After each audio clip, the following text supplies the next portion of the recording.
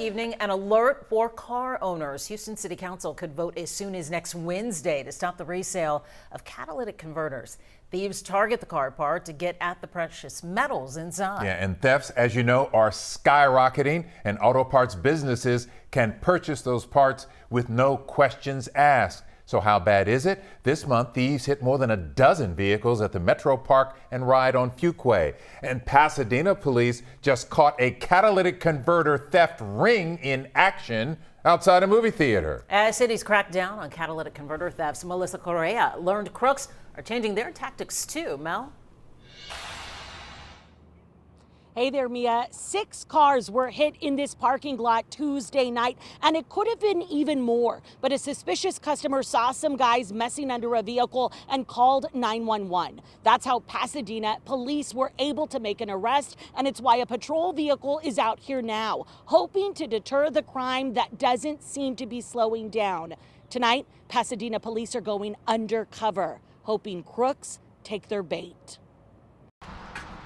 Half a dozen catalytic converters just tagged as Pasadena police evidence. These are very expensive parts. Not everybody has $3,000 to just go replace one of them. Police say they're seeing a 150% spike from last year. It is all hands on deck. As more police patrol retail areas. Investigations are obviously on high alert, looking for any reports that patrol's sending to them. And undercover officers are setting up bait cars throughout Pasadena.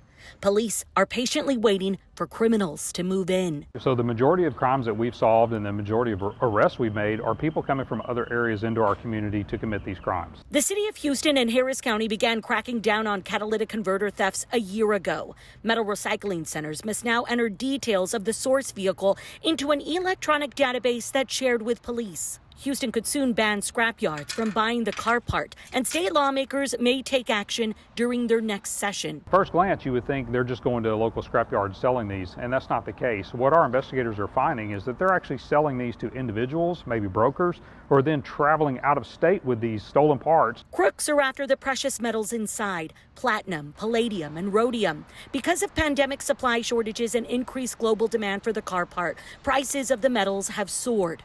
Russia also produces nearly 30% of the world's palladium, and recent sanctions are only driving up prices even more. It doesn't take but just a few seconds for someone to crawl under a car with a power tool, cut these converters off, and then they can be gone in seconds. Which is why police are prioritizing the crime that's become deadly in recent months. Tonight, whether in plain sight or undercover, we will not tolerate it here.